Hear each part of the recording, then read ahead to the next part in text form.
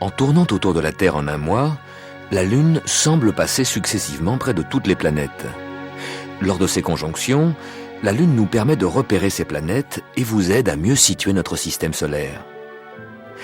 Parfois, la Lune toute proche de la Terre nous permet de retrouver Saturne à l'autre bout du système solaire.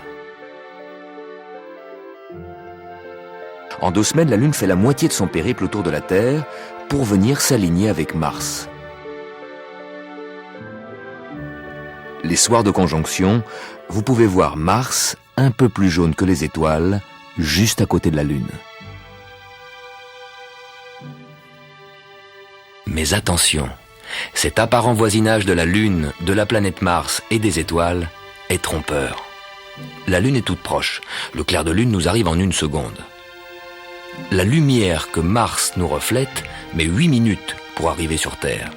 L'étoile qui est juste à droite de Mars est tellement éloignée que sa lumière est partie de là-bas il y a plus de 300 ans, au temps de Louis XIV. Les étoiles sont très lointaines, inaccessibles. Les planètes, elles, sont proches. Et nous sommes la première génération à avoir le système solaire à notre portée.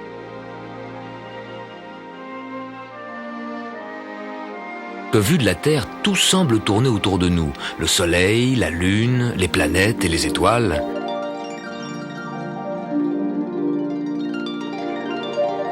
Ceci explique la perception de l'univers qu'avaient les hommes dans l'Antiquité. Ils plaçaient la Terre au centre de l'univers, sous la voûte céleste, et le Soleil, la Lune, les planètes et les étoiles fixés à cette voûte céleste en mouvement. Avec les planètes, cette théorie posait des problèmes. De temps en temps, elle revenait en arrière, elle décrivait comme Mars des boucles bizarres, et ça, on avait du mal à l'expliquer. Au Moyen-Âge, on mettait encore la Terre au centre de l'univers. Mais Nicolas Copernic eut une vision géniale. Ce n'était pas une Terre immobile qui était au centre de l'univers, mais c'était le Soleil. Et la Terre devenait une planète tournant en orbite autour du Soleil avec les autres planètes.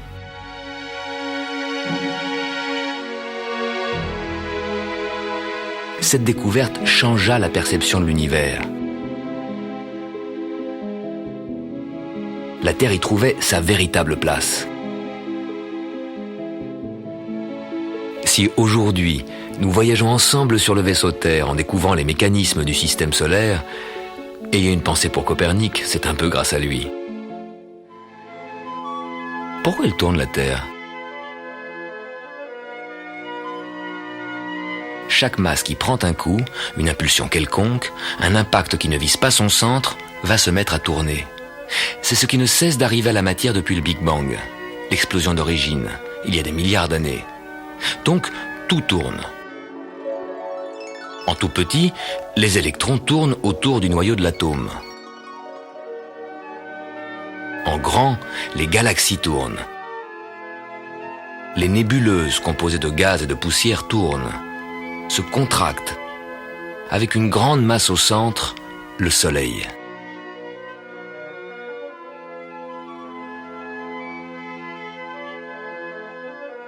Le reste, toujours en rotation, se condensa en planètes, et une de ces planètes, toujours en rotation, c'est la Terre.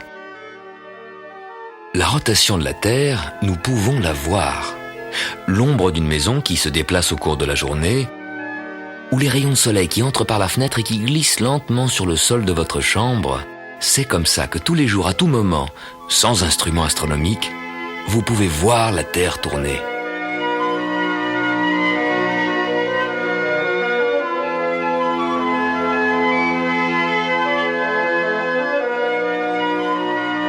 Cette rotation de la Terre peut être rapide ou lente selon où nous sommes. Chacun de ces 3 cercles fait un tour complet en 24 heures. Et dans ces 24 heures, c'est bien entendu le cercle le plus grand qui parcourt la plus grande distance. C'est donc là, à l'équateur, où ça tourne le plus vite, 1600 km/h. C'est là, à Kourou en Guyane, et dans le sud des États-Unis, à Cap Canaveral, qu'on lance les fusées dans l'espace. Pour échapper à l'attraction de la Terre, il faut des vitesses très grandes. Alors les 1600 km/h que la Terre ajoute à la vitesse des fusées, c'est déjà autant de gagné. À quelques kilomètres du pôle Nord, tout près de son axe de rotation, La Terre ne tourne qu'à 3 km/h. On pourrait marcher aussi vite que la Terre tourne. Et ici, entre l'Écosse et le Canada, la Terre tourne environ à 900 km/h. C'est la vitesse des avions que vous prenez pour aller d'Europe en Amérique. Un extraterrestre qui nous regarde de loin pourrait voir votre avion qui décolle à Paris, puis l'avion reste presque immobile, alors qu'en dessous la Terre tourne, puis quand New York vient se glisser sous l'avion, on atterrit. Vous arrivez en heure locale presque en même temps que vous êtes parti.